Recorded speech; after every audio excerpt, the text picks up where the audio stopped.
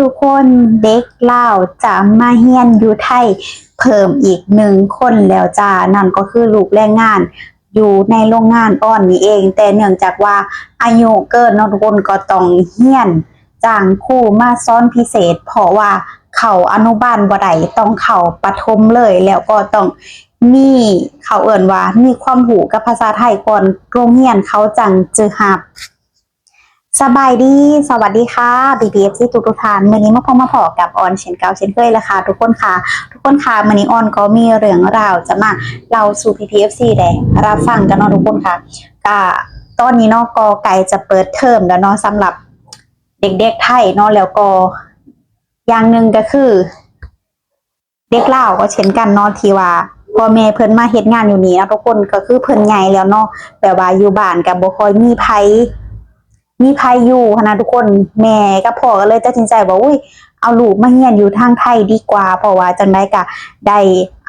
ได้เบิ่งได้แย่งนำเนาะแถวถามว่าพ่อแม่ก็บ่ได้ว่าสิเป็นหนังสือหรอกทุกคนแต่ก็อยากให้ลูกได้ฉลาดขึ้นแล้วก็ได้เป็นภาษาไทยเพราะว่าพ่อกับแม่ก็เฮ็ดงานอยู่นี่ก็โดนแล้วอีกอย่างก็จะเฮ็ดอีกหลายและอีกอย่างก็จะได้เฮ็ดอีกหลายปีเนาะเพราะว่าเพิ่นยังบ่มีเพิ่นยังบ่ฮู้นะทุกคนว่าเพิ่นบ่ได้สิได้เมียบ้านก็เลยคิดว่าจะเอาลูกมาเรียนอยู่ทางฝั่งไทยดีกว่าเลยก่อนจะเรียนเนาะเขาไปเว้ากับทางโรงเรียนเขาก็บอกว่าอายุเกินแล้วเนาะพ่อแม่ก็เลยได้กลายเป็นว่าจ้างเนาะจ้างครูสอนนี่แหละทุกคนครูสอนภาษาไทยแล้วตอนนี้เนาะทุกคนก็เริ่มเก่งแล้วทุกคนเนาะเป็นภาษาไทยเป็นหยังแหละอ้อนก็แบบก็ทักทายกันแต่ว่าอ้อนก็บ่ได้ถ่ายคลิปเพราะว่าเนื่องจากว่าย้านมันติดลิขสิทธิ์ของเด็กนำเนาะทุกคนอ้อนก็เลยยังบ่กล้าแค่มาเล่าเรื่องราวให้ PFC ได้รับฟังซื่อว่า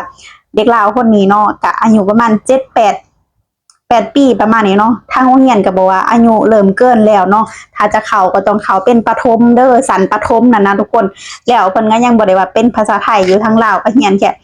ป .1 ป .2 เนาะแล้วก็เขี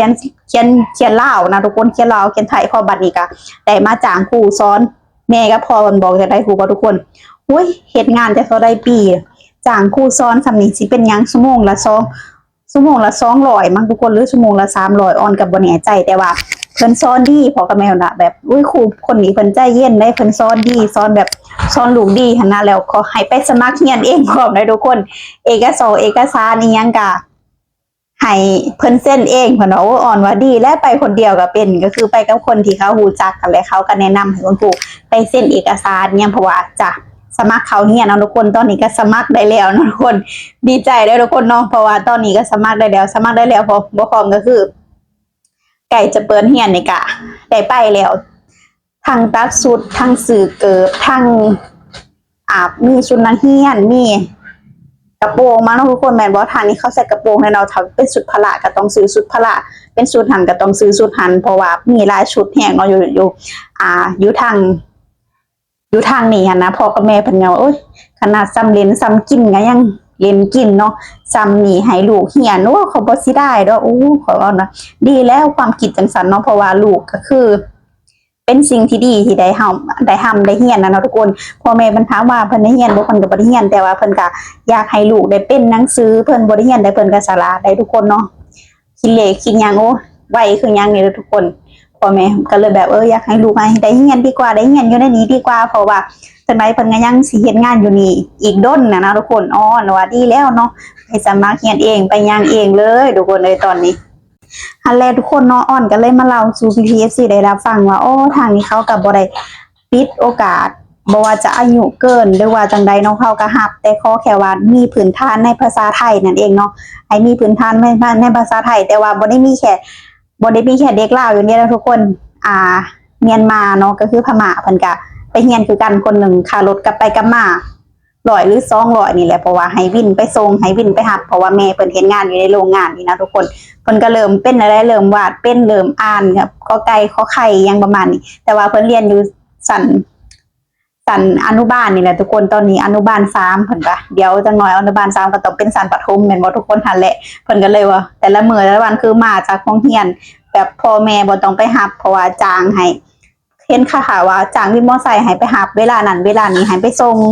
ให้ไปหับอย่างว่ามันเฮากะจ่ายเงินนะคนที่ว่าไว้ใจนั่นแหละทุกคนก็ถือว่าโชคดีของพวกเฮาแรงงานลาวแรงงานต่างดาวทุกๆสัญชาติเนาะที่ได้มาเรียนอยู่ในประเทศไทยแล้วก็เป็นสิ่งที่ดีนะทุกคนที่ว่าได้เรียนหูเนาะบ่ขนาดว่าเฮามาเฮ็ดงานอยู่นี่เนาะเฮาก็ได้พาลูกมาเรียนอยู่นี่พร้อมแบบลูกได้เป็นหนังสือพร้อมเพราะว่าอนาคตข้างหน้าก็อาจจะได้อ่านออกเขียนเป็นอีหยังหลายๆอย่างนะทุกคนเพราะว่าปัจจุบันนี้เฮาบ่ฮู้ว่าอีหยังมันสิเกิดขึ้นแน่นั่นเองนะคะทุกคนเนาะโอเคเนาะค่ะคลิปนี้เด้งกลับมาเราให้พี่ FC ได้รับฟังเนาะว่าก่อนจะเปิดโรงเรียนเนาะหรือว่าอายุเกินกะ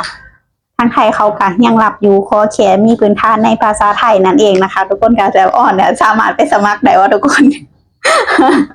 สีเป็นสัญญาณได้เนาะทุกคนเนาะคันเราไปสมัครคันเราไปสมัครเรียนแต่บ่สามารถที่จะได้เรียนจันทร์ถึงศุกร์ดอกเนาะจันทร์ถึงเพราะว่าอาจจะได้เรียนแค่วันอาทิตย์แล้วมั้งเพราะว่าหยุดทุกวันอาทิตย์ก็คือเข้าทุกคนเนาะคนมีครอบครัวหาสละเวลาเรียนยากเพราะว่าแต่ละมื้อแต่ละวันมีแต่ปัญหา มันจะเฮ็ดทันเฮ็ดนี่ก็ค่ำแล้วเนาะทุกคนค่ะโอเคเนาะค่ะคลิปนี้เนาะออนเองก็ต้องขอตัวลาไปเป็นเท่านี้เด้อค่ะ PPFC มีความคิดเห็นจะไหนกันแน่ก็อย่าลืมคอมเมนต์มาพูดคุยกันค่ะสำหรับคลิปนี้ไปแล้วค่ะสวัสดีค่ะบ๊ายบาย